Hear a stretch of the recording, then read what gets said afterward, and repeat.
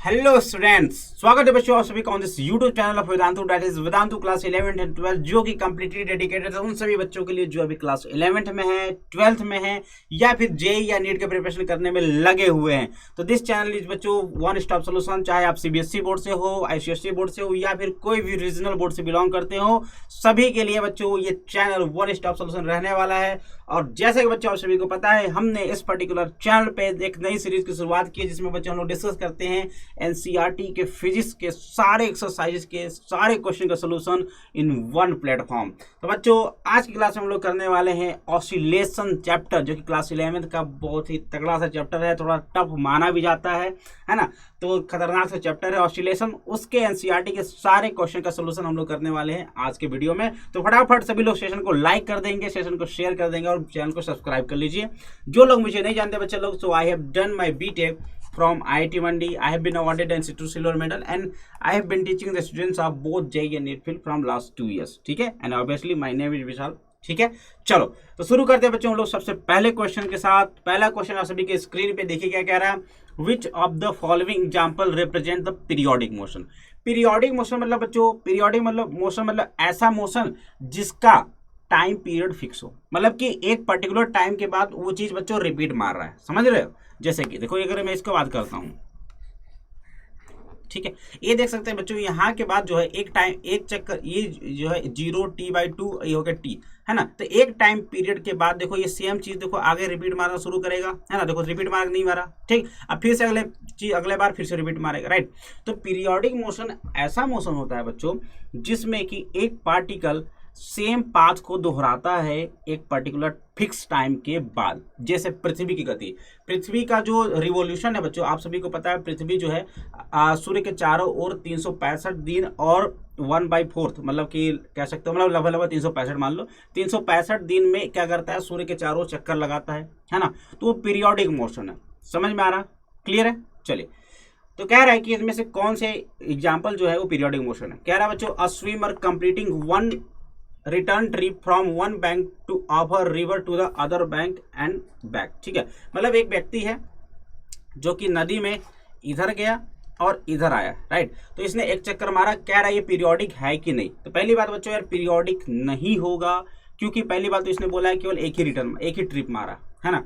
तो trip periodic होने के लिए बार बार उसको मारना चाहिए, है ना, कम से कम 10-15 चक्कर मारो। और दूसरी बात, अगर मारता भी तो भी नहीं हो पाता बच्चों, क्योंकि उसके आने या जाने का जो टाइम होगा वो हर बार फिक्स नहीं होगा, वो डिपेंड करेगा नदी के गति, रिवर के मोशन पे भी डिपेंड कर सकता है, राइट है। समझ में आ रहा है कि नहीं आ रहा, क्लियर है। और आप सभी को पता होगा कि अगर व्यक्ति अगर पानी इधर जा रहा है बच्चों, तो अगर व्यक्ति इसमें तैरता है तो इसकी ये मोशन जो है इसका इधर की ओर हो जाएगा, समझ में आ रहा कि नहीं आ रहा, ठीक है। और आते समय मोशन इसका किसी दूसरे पाथ पे होगा, तो आते और जाते समय का जो पाथ हो गया वो अलग अलग हो गया, तो ये पीरियोडिक नहीं हो पाएगा, ये पीरियोडिक नहीं हो पाएगा, राइट। चलिए अगला कह रहा है, a freely suspended bar magnet displace from its north south direction and release. ठीक है, जैसे कि बच्चों आप सभी को पता है जो बार मैग्नेट होता है उसको अगर आप फ्रीली सस्पेंड करते हैं तो क्या होता है बच्चों, वो अर्थ के नॉर्थ साउथ डायरेक्शन में अलाइंड हो जाता है, राइट। अगर आपने उसको डिस्प्लेस कर दिया तो क्या होगा, वो मीन पोजीशन के अराउंड क्या करेगा, एक मोशन करना शुरू कर देगा। तो this motion will be about, है ना, दिस मोशन जो होगा ये ऑसिलेशन करना शुरू हो जाएगा, तो ये मोशन जो है बच्चों पीरियोडिक हो जाएगा, ठीक है, ये पीरियोडिक मोशन हो जाएगा। उसके बाद a hydrogen molecule rotating about its centre of mass. Hydrogen molecule है ना, ये हाइड्रोजन मॉलिक्यूल आप सभी जानते हो H2 होता है ना। ये जो हाइड्रोजन मॉलिक्यूल हो गए इनके बीच बॉन्डिंग बना होगा, है ना। तो ये बॉन्डिंग के बीच कहीं ना कहीं सेंटर ऑफ मास होगा। अब इस सेंटर ऑफ मास के अराउंड जो है बच्चों ये क्या कर रहा है, रोटेट कर रहा है ना, रोटेट कर रहा है। तो क्या होगा, एक चक्कर के बाद सेम पाथ दोबारा रिपीट मारेगा, ऑब्वियस बात है। तो ये क्या हो जाएगा, ये हो जाएगा भाई हमारे पास पीरियोडिक मोशन हो जाएगा, क्लियर है। उसके बाद an arrow release from above, भाई साहब धनुष से तीर छोड़ दिया, घंटा पीरियोडिक होगा, बिल्कुल नहीं होगा, है ना। अरे चला गया वो वापस थोड़ी ही आएगा, है ना। तो ये पीरियोडिक नहीं होगा, समझ में आ गया, क्लियर है, ठीक है। तो देखो पहला पीरियोडिक नहीं होगा, दूसरा होगा, तीसरा होगा और चौथा पीरियोडिक नहीं होगा। ठीक है भाई, समझ में आ रहा है बच्चा लोग, क्लियर है, आ रहा है समझ में। चल अगला question, next question, question number 13.2 कह रहा है कि which of the following example represent nearly SHM motion which represent periodic but not simple harmonic motion. ठीक है, तो कह रहा है कि which are the following example represent simple harmonic motion and which represent periodic but not simple harmonic motion. ठीक है, simple से बात समझो ध्यान से, क्या कहना चाहता है ये बच्चों।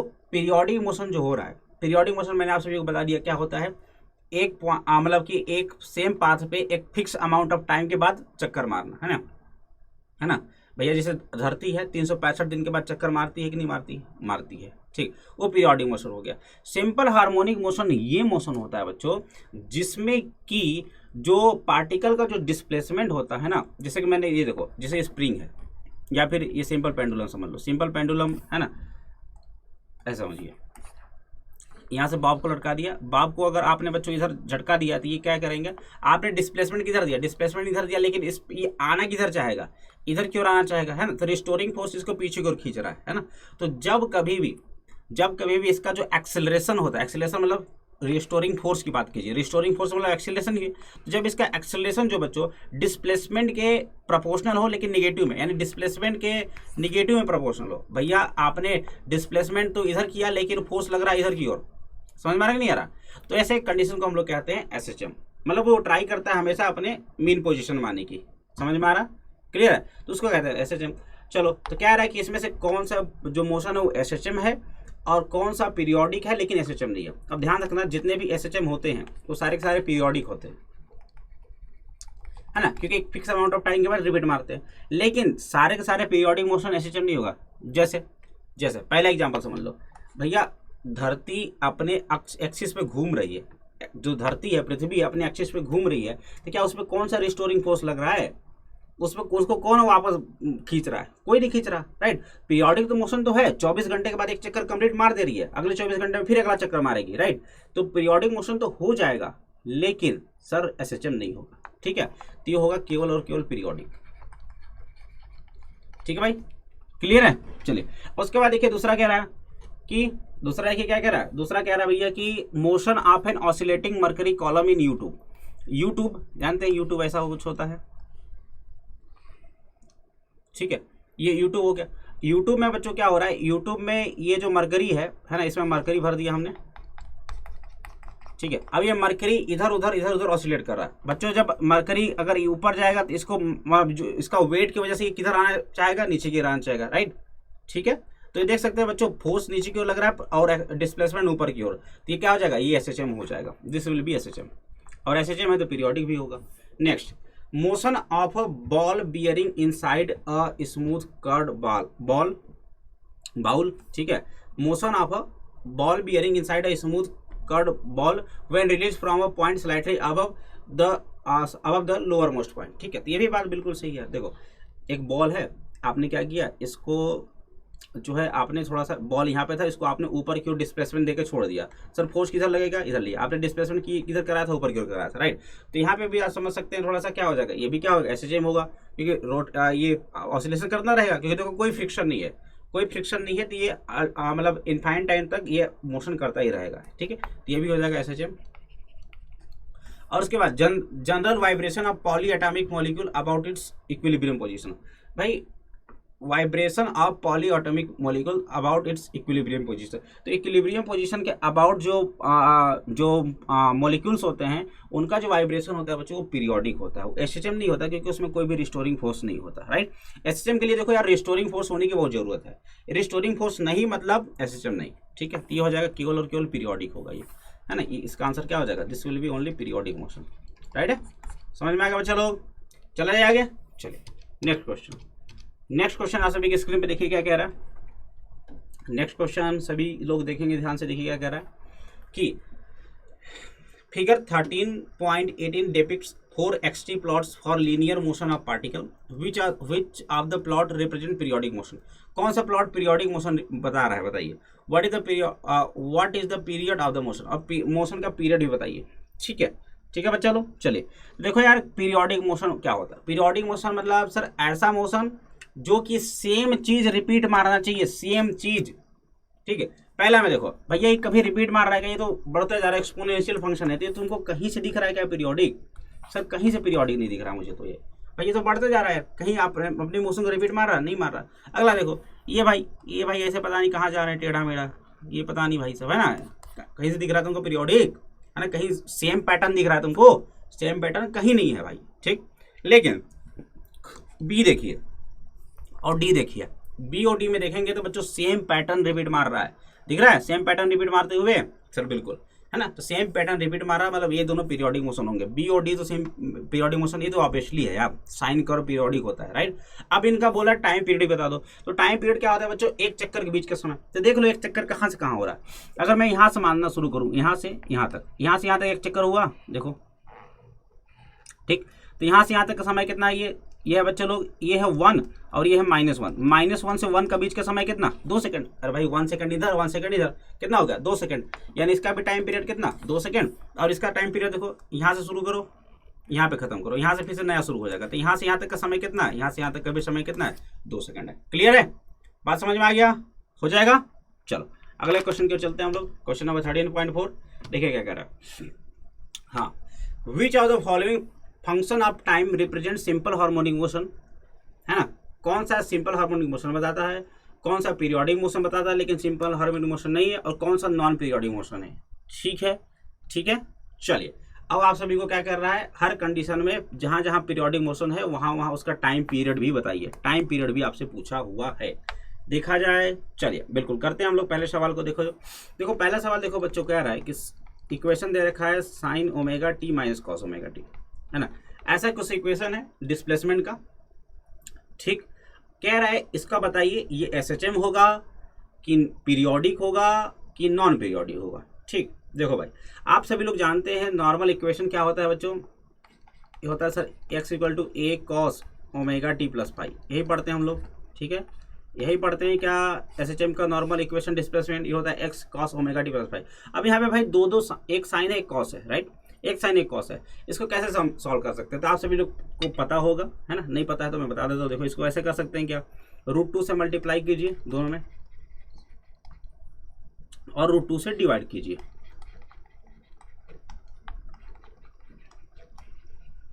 ठीक है।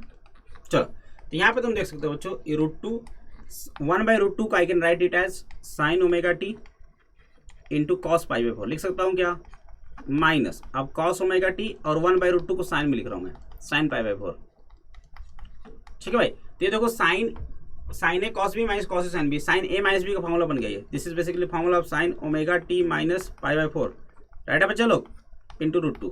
अब देखो ये कुछ इस टाइप का बन रहा है क्या, इस टाइप का बनने की कोशिश हो रही है, ठीक है सर। अरे साइन रहे चाहे कॉस रहे, बेसिकली एसएचएम का इक्वेशन होता है ना, यहाँ पे चलो कॉस कर दो यार, कोई बात। कॉस कैसे करेंगे सर, कॉस कैसे कर सकते हैं सर, कॉस 90 माइनस थीटा क्या होता है, कॉस 90 माइनस थीटा होता है सर साइन थीटा। तो we can write it as π/2 minus omega T plus π/4 लिख सकते हैं ना। तो बेसिकली बन गया उस फॉर्म का, ठीक है। चलो अब कह रहा है कि मतलब ये क्या हो गया बच्चों, एसएचएम का इक्वेशन आ गया। एसएचएम का इक्वेशन आ गया मतलब ये क्या होगा, पहला वाला तो एसएचएम होगा, ठीक है भाई, पहला वाला तो एसएचएम होगा। अब पहला वाला एसएचएम है तो इसका टाइम पीरियड बता दो। टाइम पीरियड क्या होता है भाई, time period t equal to बताइए, t इक्वल टू होता है सर 2π/ω, और इसका ओमेगा कितना है, इसका ओमेगा भाई, इसका ओमेगा सर ओमेगा ही है, तो टाइम पीरियड हो जाएगा सर 2π/ω ही हो जाएगा। समझे कि नहीं समझे भाई, समझ गए एवरीवन, समझ में आ गया। चले अगला सवाल, बी ऑप्शन देखा जाए। बी ऑप्शन देखो क्या कह रहा है sir, this is sine cube omega T, ठीक है, this is sine cube omega t, right. अब आप सभी लोग को पता है, आप सभी लोग को पता है कि जो x का इक्वेशन होता है ये होता है sir a cos omega T plus five, यही होता है, ठीक है। अब एक भाई साइन का क्यूब है, समझ रहे हो, तो क्यूब वाला तो चलता नहीं है एसएचएम में, ठीक है, लेकिन पीरियोडिक होगा, रिपीट तो मारेगा ये, रिपीट तो मारेगा, तो पीरियोडिक होगा ये, है ना। तो क्या हो जाएगा भाई दूसरा वाला, ये वाला पीरियोडिक, क्योंकि साइन कॉस वाले सारे फंक्शन क्या होते हैं, पीरियोडिक होते हैं, पीरियोडिक। और इसका टाइम पीरियड कितना हो जाएगा, 2π/ω, है भाई, ओमेगा है ना, ओमेगा, तो टाइम पीरियड कितना हो जाएगा, 2π/ω हो जाएगा, समझ गए। चलिए अगला सवाल, सी ऑप्शन देखिए भाई, सी ऑप्शन देखो क्या कह रहा है, ये हो गया बी। तो ये बी वाला क्या है भाई, अपने पास पीरियोडिक है लेकिन एसएचएम नहीं हो पाएगा, ये एसएचएम नहीं है भाई, एसएचएम नहीं है, ठीक। अगला सी ऑप्शन, सी ऑप्शन देखेंगे बच्चा लोग, देखो क्या कह रहा है भाई, सोचते चलो सॉल्व करते चलो, सीखो, बहुत तगड़ा चैप्टर रहेगी एसएचएम। देखिए क्या कह रहा है, 3 cos, ये लिखा है भाई π/4 - 2ω टी, इसको मैं ऐसे लिख सकता हूँ ना, क्योंकि कॉस में माइनस का कोई मतलब नहीं होता, ठीक है, इतना तो समझ में आना चाहिए तुमको।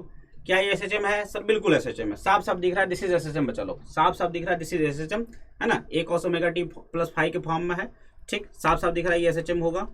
और इसका टाइम पीरियड हो जाएगा भाई, time period T is equal to 2 pi by omega, omega की जगह पे है यहाँ पे 2 ओमेगा, कितना हो जाएगा टाइम पीरियड उसका हो जाएगा पाई बाई ओमेगा, क्या हो जाएगा भाई पाई बाई ओमेगा।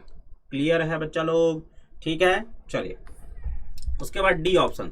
डी ऑप्शन देखें तो बच्चों क्या है, कॉस ओमेगा टी है प्लस कॉस 3 ओमेगा टी है प्लस कॉस 5 ओमेगा टी है।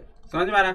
ये देखो यार क्या है अपने पास, ये जो है अपने पास, इसको अगर आप अगर दो रहता तो हम लोग इसको कंबाइन करके कुछ बना ही लेते इस टाइप का, है ना, लेकिन 3 है तो ये हमेशा मल्टीप्लिकेशन में आएगा, और मल्टीप्लिकेशन में एसएचएम नहीं होता, लेकिन क्या होता है ये पीरियोडिक जरूर होता है, राइट, क्योंकि देखो साइन कॉस के फंक्शन क्या होते हैं, पीरियोडिक होते हैं, आप सभी को पता है, तो this will B periodic but not SHM, क्योंकि एसएचएम का इक्वेशन कुछ इस टाइप से आना चाहिए। अगर आप इसको फर्दर सॉल्व करेंगे तो ये दो साइन या कॉस का मल्टीप्लिकेशन में आएगा तो नहीं होगा, पीरियोडिक हो जाएगा। और इसका टाइम पीरियड कितना हो जाएगा, टाइम पीरियड जो छोटा वाला है भाई 2 पाई बाई ओमेगा हो जाएगा, ठीक है, कितना हो जाएगा 2 पाई बाई ओमेगा। क्लियर है? क्लियर है, समझ गए? चलो अगला सवाल देखिए, कह रहा है exponential of minus omega square t square. भैया देखो जरा ध्यान से, ई वाला कह रहा है e to the power minus omega square t square, omega t लिख देने से एसएचएम हो जाता है क्या, पीरियोडिक हो जाता है क्या? ये इसका ग्राफ कुछ इस टाइप से बनेगा, इस टाइप से ग्राफ बनेगा। ये कभी आपको दिख रहा है पीरियोडिक? नहीं, ये पीरियोडिक ही नहीं है भाई, ये नॉन पीरियोडिक है, ठीक है। अगला लिखा 1 plus omega T plus omega square t square, भाई कहाँ से तुमको पीरियोडिक लग रहा है, नॉन पीरियोडिक हो जाएगा, ठीक है। और पीरियोडिक ही नहीं है तो इसका टाइम पीरियड कहाँ से निकालोगे? क्लियर हो गया? हो गया भाई, क्लियर है बात? किसी को कोई डाउट यहाँ तक? चला जाए आगे। चलो ध्यान से देखते रहो सेशन को, ध्यान से देखते रहेंगे सभी लोग सेशन को, ठीक है, तब मजा आएगा जा करके। चलो अगला सवाल देखिए क्या कह रहा है भाई, ध्यान से देखेंगे।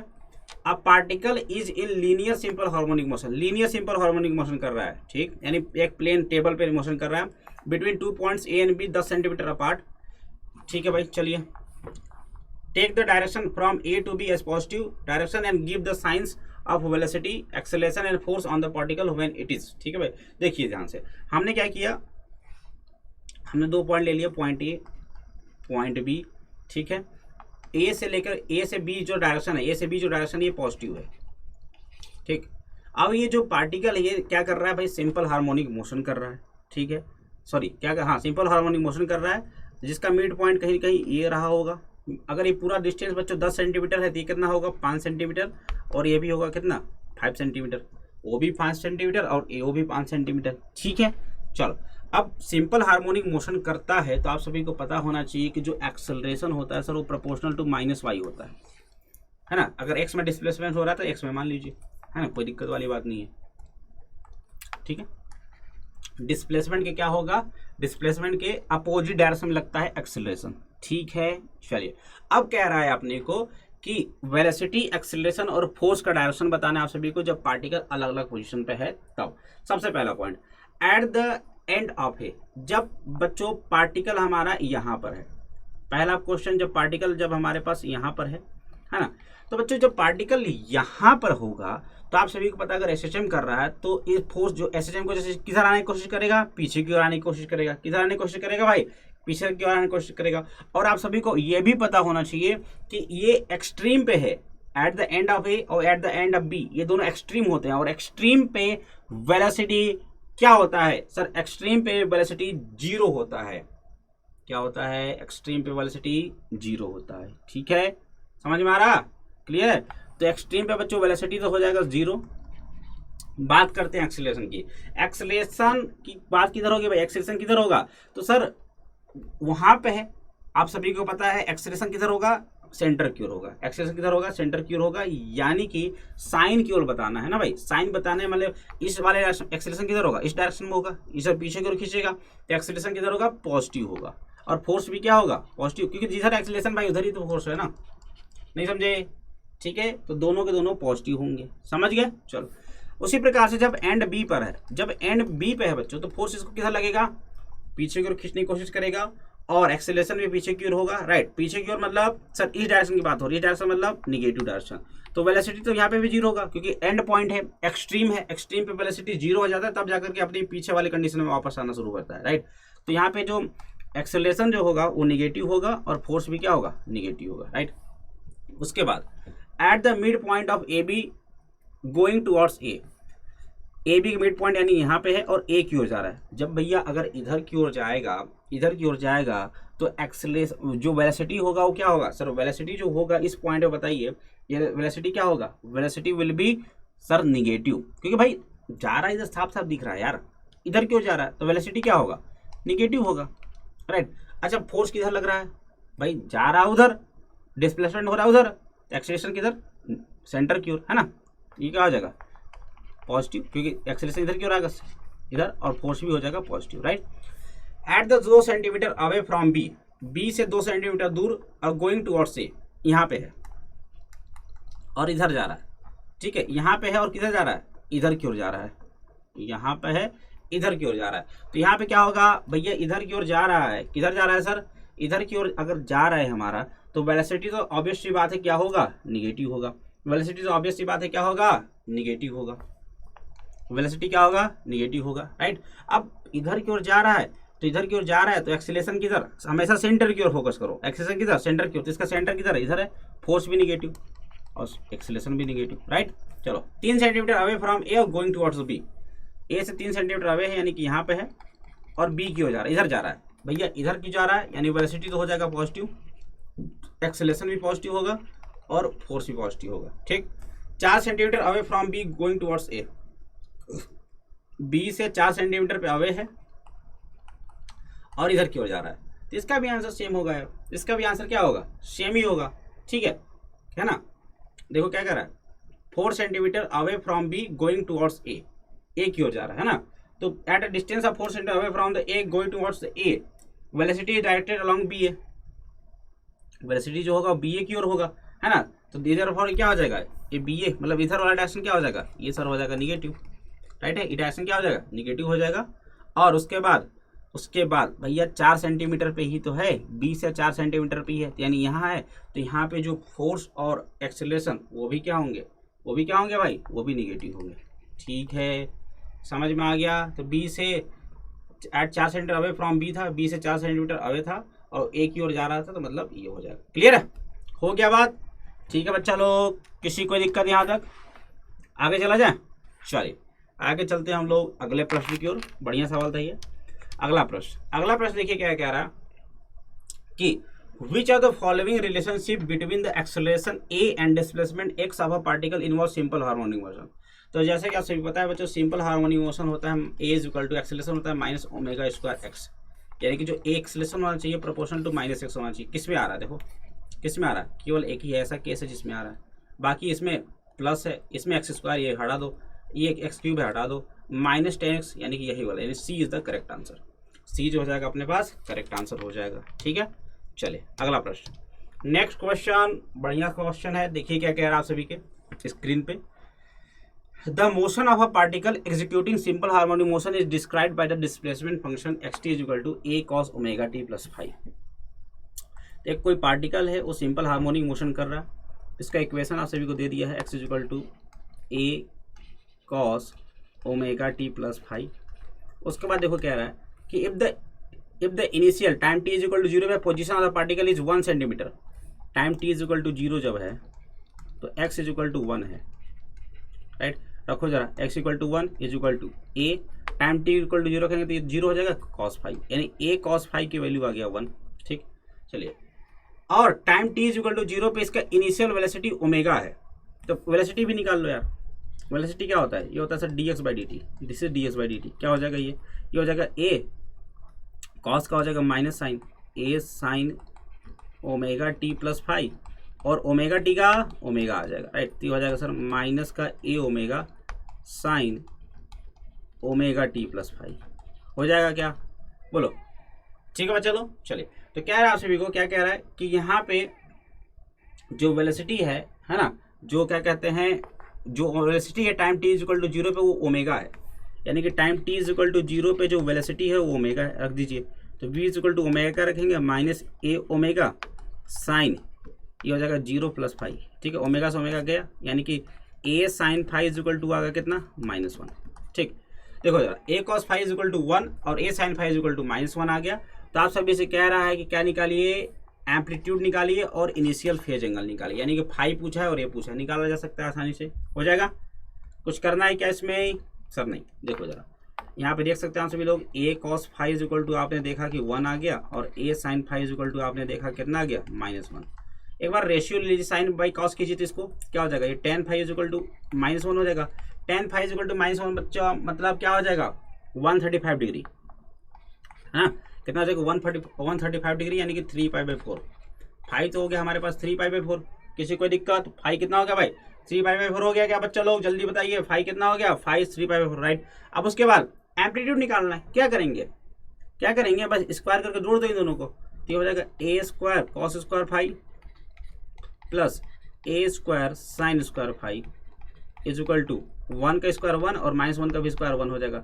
ए स्क्वायर कॉमन है, sine square plus cos square 1 हो जाएगा, तो ए इज इक्वल टू आ जाएगा √2 सेंटीमीटर, यानी एम्पलीट्यूड आ गया भाई √2 सेंटीमीटर, और जो फाइव था वो 3π/4 आ गया। समझ गए सभी लोग? एवरीवन बात क्लियर हो गया? अरे हो गया क्या सर, हो गया। ठीक, चलिए देखिए आगे कह रहा है, the angular frequency of the particle is pi पर सेकेंड, है ना, पाई पर सेकेंड, ओमेगा दे दिया था, चलिए कोई बात नहीं। कह रहा है कि if instead of the cosine function, इस फंक्शन के जगह पे we choose the sine function to describe the SHM, x is equal to B sine omega T plus alpha है, तो अब बताइए, अब एम्पलीट्यूड और इनिशियल फेज क्या होगा for this given condition. Condition देखो यही है, तो अब पूछा है अब एम्पलीट्यूड और अब फाइव बताइए, मतलब अब एम्पलीट्यूड और अल्फा बताइए। समझ गए बात को? ठीक है, चलो देखो, अब अपने पास है भाई, अब अपने पास जो इक्वेशन है ये सर है x is equal to B sine omega T plus alpha है। ठीक, चलो फिर से दे दिया, जब time t is equal to 0 पे था तो x इज इक्वल टू 1 है, रखो जरा, तो हो जाएगा x equal to 1 is equal to time t is equal to 0 रखेंगे तो हो जाएगा b साइन अल्फा, हो जाएगा क्या, b साइन अल्फा। ठीक, अब उसके बाद इसके यहाँ से वेलोसिटी भी निकाल लीजिए, वेलोसिटी हो जाएगा भाई dx/dt, वेलोसिटी हो जाएगा बच्चा लोग कितना, dx/dt, इसको डिफरेंशिएट कीजिए कितना आ जाएगा sir, this will be our b omega और cos omega T plus alpha, बोलो भाई हो जाएगा, हो जाएगा, v is equal to v omega cos omega T plus alpha.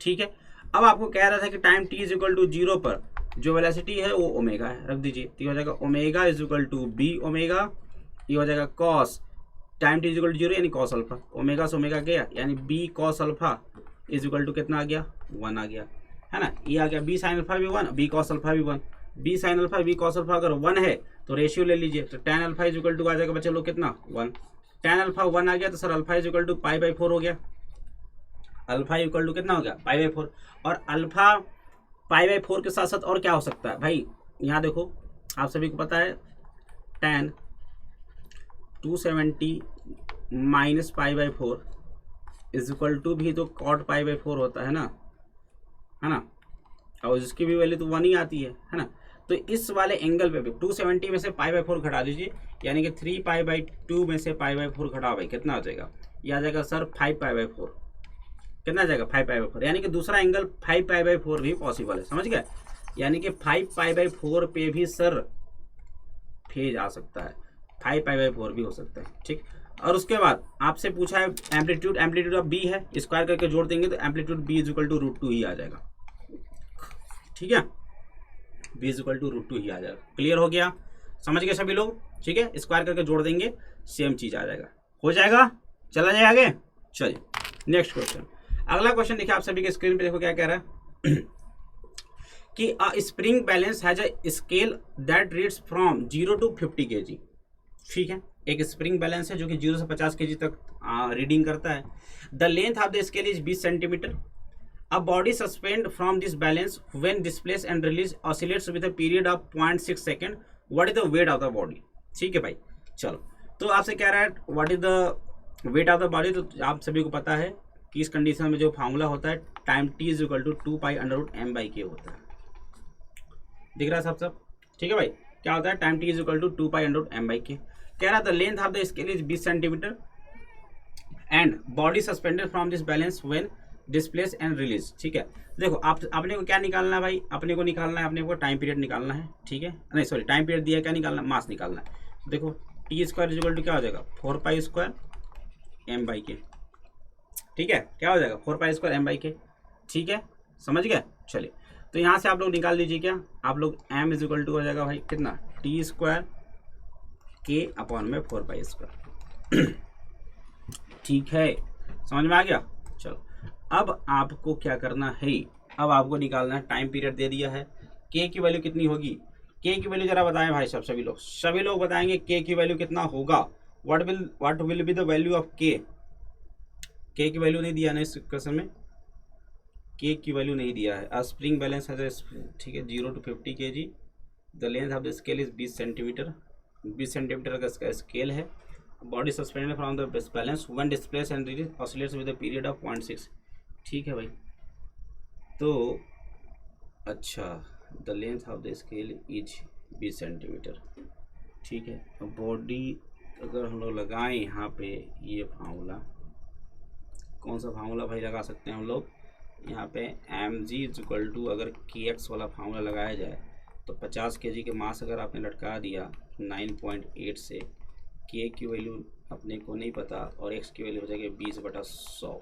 ठीक है, k की वैल्यू हो जाएगा कितना, ये 5 5 25 25 250 इंटू 9.8 हो जाएगा।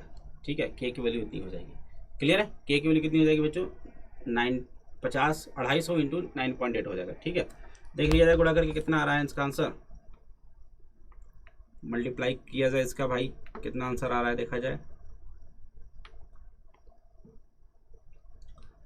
सर ये हो जाएगा अपना 250 इंटू 9.8, 2450। ठीक है भाई, कितना आ जाएगा, 2450 आ जाएगा। ठीक है, कितना आ जाएगा, 2450 आ जाएगा।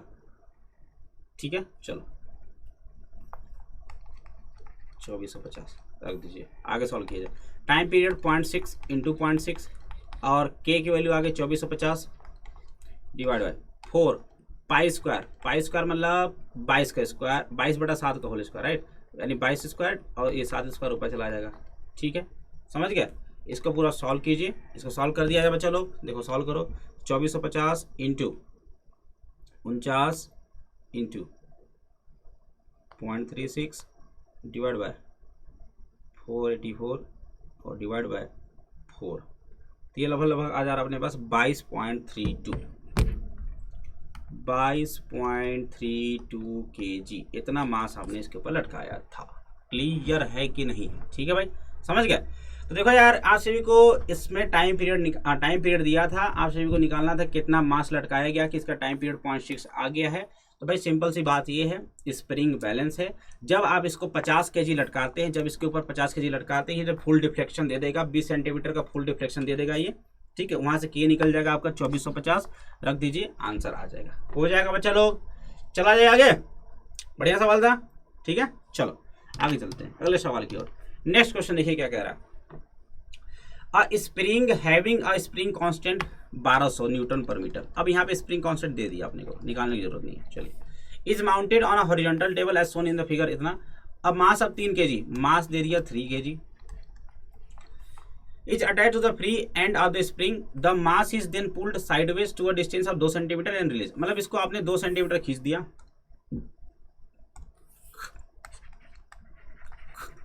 2 सेंटीमीटर खींच दिया साइडवेज, और उसके बाद क्या किया, छोड़ दिया। ठीक है, determine the frequency of oscillation, oscillation की फ्रीक्वेंसी निकालना है sir. Time t is equal to 2π√m/k होता है, ये टाइम पीरियड होता है। ठीक, तो फ्रीक्वेंसी क्या हो जाएगा सर, 1/t, यानी कि हो जाएगा सर 1/2π√k/m। ठीक है, समझ गए कि नहीं समझे, ठीक है भाई। चलो 1/2π, ये हो जाएगा 1200 डिवाइड बाय 3, 400 कंडक्ट हो जाएगा 20, यानी हो जाएगा 20/2π या फिर 10/π हो जाएगा। ठीक है, 10/π मतलब 10 में पाई से डिवाइड कीजिए, 10 डिवाइड बाई पाई 3.14, ये लगभग आ गया बच्चों हमारे पास 3.18 सेकेंड, 3.18 सेकेंड के आसपास आंसर आ गया, राइट। उसके बाद देखिए क्या कह रहा है, उसके बाद कह रहा है maximum acceleration of the mass, mass का मैक्सिमम एक्सेलरेशन। भाई बहुत ही आसान सा क्वेश्चन नहीं होगा ये, बोलो मैक्सिमम एक्सेलरेशन पूछ दिया। सर मैक्सिमम एक्सेलरेशन क्या होता है? मैक्सिमम एक्सेलरेशन क्या होता है भाई? सर मैक्सिमम एक्सेलरेशन होता है सर ओमेगा स्क्वायर, फार्मूला बताओ एक्सेलरेशन का, ओमेगा स्क्वायर एक्स होता है ना, तो क्या हो जाएगा ओमेगा स्क्वायर ए हो जाएगा। मैक्सिमम कब होगा? जब अपना एम्पलीट्यूड मैक्सिमम होगा, ठीक है, मतलब डिस्प्लेसमेंट मैक्सिमम होगा। डिस्प्लेसमेंट कब मैक्सिमम होगा? जो एम्पलीट्यूड पे होगा, है ना। तो यहाँ पे अपना जो एम्पलीट्यूड है वो कितना है भाई? 2 सेंटीमीटर। एम्पलीट्यूड कितना है? 2 सेंटीमीटर है, रख दो। ओमेगा की वैल्यू कितना दे रखा है? नहीं दे रखा है, कोई बात नहीं। अभी हमने जस्ट निकाल लिया है, अभी किसकी वैल्यू? अभी हमने जस्ट निकाल लिया किसका भाई? या फिर ओमेगा की वैल्यू आप सभी लोग ये भी तो जानते हैं ना, ओमेगा की वैल्यू जानते कि नहीं जानते? ओमेगा की वैल्यू आप सभी लोग जानते हैं क्या होता है भाई? अंडर के बाई एम, जानते हो? ओमेगा की वैल्यू अंडर के बाई एम होता है। चलो ओमेगा की वैल्यू अंडर के बाई एम यहाँ रख देंगे तो होता है के बाई एम इंटू ए। के है 1200, मास कितना है भाई? मास आपने कितना कितना कितना कितना मास मास मास मास मास 3 kg इंटू एक आ गया 0.02, 3 चौके 12, 400, 4 दूना 8, यानी कि हो जाएगा ये 8 मीटर पर सेकंड स्क्वायर। कितना हो जाएगा? 8 मीटर पर सेकंड स्क्वायर का हो जाएगा मैक्सिमम एक्सीलरेशन। मैक्सिमम एक्सीलरेशन हो जाएगा इतना। अब आपके पास कह रहा है भाई क्या मैक्सिमम स्पीड निकालिए। Maximum speed sir, maximum speed क्या होता है? सर मैक्सिमम स्पीड होता है ओमेगा इंटू ए, ओमेगा इंटू ए, यानी कि सर हो जाएगा अंडर के बाई एम इंटू ए, बस हो जाएगा। तो ये हो जाएगा सर अंडर के बाई एम, मतलब सर ये हो जाएगा 20 इंटू एम्पलीट्यूड आपने बोला 0.02, ठीक है। तो कितना हो जाएगा ये? 0.4 मीटर पर सेकेंड। ठीक है, आसान सवाल था, हो जाएगा, हो जाएगा क्या बच्चा लोग? मैक्सिमम स्पीड आ गया अपने पास 0.4 मीटर पर सेकेंड, मैक्सिमम एक्सीलरेशन हो गया 8 मीटर पर सेकेंड स्क्वायर, और उससे पहले फ्रीक्वेंसी हमने निकाल ही लिया, जितना भी है 3.18 के आसपास आ गया, ठीक है, हो जाएगा। चलो नेक्स्ट सवाल। अगला सवाल देखिए क्या कह रहा है। कह रहा है कि पिछले ही एक्सरसाइज की बात कर रहा है। पिछले एक्सरसाइज के हिसाब से, पिछले एक्सरसाइज में क्या दिया था? पिछले एक्सरसाइज में एम्पलीट्यूड 0.02 मीटर था, है ना। Let us take the position of mass when the spring is unstretched as x equal to 0 and direction from the left to right as the positive direction, ठीक है।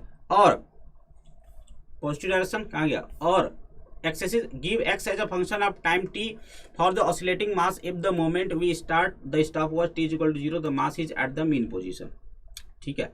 सिंपल सी बात ये है, कहानी समझो। ये क्या कहना क्या चाहता है कि आपने स्ट्रेच कर दिया, अब आपको मानना ये है कि ये जो मास है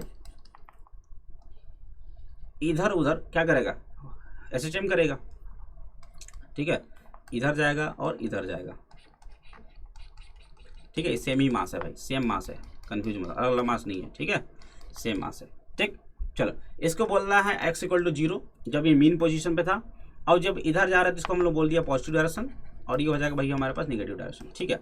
एम्पलीट्यूड है 0.02 या फिर 2 सेंटीमीटर ही लिखो, कोई दिक्कत वाली बात नहीं, ठीक है। कह रहा है कि जब time t is equal to 0 पे जो मीन पोजीशन पे था, time t is equal to 0 पे जब मीन पोजीशन पे था, तो उसका क्या लिखना है आप सभी को? क्या लिखना है बताओ? तो उसका लिखना है आपने को भाई, बताइए क्या लिखना है? उसका लिखना है इक्वेशन, ठीक।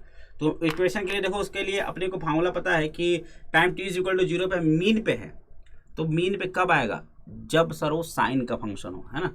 तो देखो क्या होगा, पहली बात तो ओमेगा निकालना पड़ेगा। देखो ओमेगा यहाँ हमने देखा है कितना कितना आया ओमेगा, ओमेगा ओमेगा ओमेगा देखो 20 है मेरे पास, ओमेगा कितना है? 20 है ना। तो ओमेगा हमारा इस क्वेश्चन में है कितना?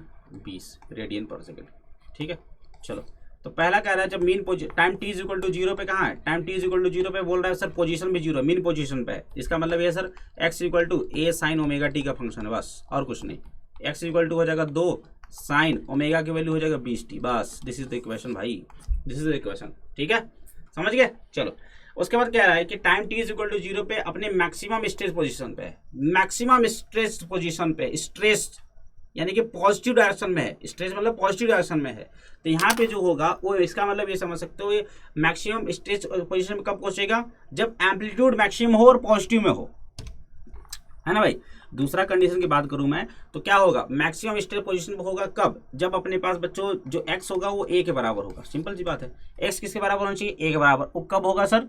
तो यानी कि हम लोग कह सकते हैं जब x a के बराबर है, तो उस कंडीशन पे आप सभी को ग्राफ पता है ना ये वाला, है ना। तो जब एम्पलीट्यूड मैक्सिमम होता है तो एंगल कितना होता है? π/2, यानी π/2 से आगे होगा। फेज कितना हो जाएगा? फाई हो जाएगा यहाँ पे π/2, ठीक है। तो इक्वेशन आ जाएगा बच्चों x equal to a sine omega t plus π/2, समझ गए। अब टाइम t इक्वल टू 0 रखिए तो क्या a आ गया ना, ठीक है। तो x इक्वल टू हो जाएगा 2 साइन ओमेगा जगह 20t प्लस पाई बाई 2। ठीक है, ये हो जाएगा इक्वेशन फॉर दिस केस। ठीक है, समझ गए। चलिए उसके बाद कह रहा है at the maximum compressed position. जब ये मैक्सिमम कंप्रेस्ड पोजीशन में, तब बताइए जब बच्चों ये मैक्सिमम कंप्रेस्ड पोजीशन पे है, यानी कि एकदम दबी हुई कंडीशन में है, तो ये कहाँ पहुंचेगा सर? यहाँ पहुंचेगा, है ना। तो यानी फेज कितना होगा? ये कितना होता है बताओ? ये 3 पाई बाई 2 होता है क्या? ठीक है, तो इस कंडीशन में जो एक्स होगा वो हो जाएगा सर 2 साइन ओमेगा मतलब 20t, और इसमें फेज आ जाएगा भाई 3 पाई बाई 2 का। और इस कंडीशन में जो डिस्प्लेसमेंट होगा, है ना, वो मैक्सिमम एम्पलीट्यूड के बराबर होगा, यानी कि मतलब निगेटिव में बराबर होगा। तो रखा t इक्वल टू 0 रखो, 3 pi by 2 sine 3 pi by 2 मतलब -1, x इक्वल टू -2 आया कि नहीं आया? आ गया। समझ गए? क्लियर हो गया कि नहीं हो गया? या फिर इसको आप लोग ऐसे भी लिख सकते हैं, साइन 270 प्लस थीटा मतलब माइनस कॉस थीटा, या फिर -2 कॉस 20t, ये भी हो जाएगा इसका इक्वेशन, कोई दिक्कत वाली बात नहीं। ठीक है, चलिए उसके बाद कह रहा है in what way do this function for SHM differ from each other in frequency, amplitude और इनिशियल फेज। भैया केवल और केवल इनिशियल फेज में अंतर है, आप लोग देख सकते हैं, केवल इनिशियल फेज में अंतर आ रहा है। बाकी फ्रीक्वेंसी की बात कर लीजिए चाहे एम्पलीट्यूड की बात कर लीजिए, वो सारे सारा बराबर है। फेज का अंतर क्यों आ रहा है आप सभी को समझ में आ रहा है? क्योंकि टाइम t इक्वल टू 0 पे कंडीशन सबकी अलग अलग है, इसलिए फेज का अंतर आ रहा है। ठीक है, हो पाएगा कि नहीं हो पाएगा? हो जाएगा बच्चा लोग। चला जाए अगले क्वेश्चन की ओर। चलिए नेक्स्ट क्वेश्चन, अगला क्वेश्चन देखिए कह रहा है कि figure 13.20 correspond to 2 circular motion, 2 circular motion को दिखा रहा है।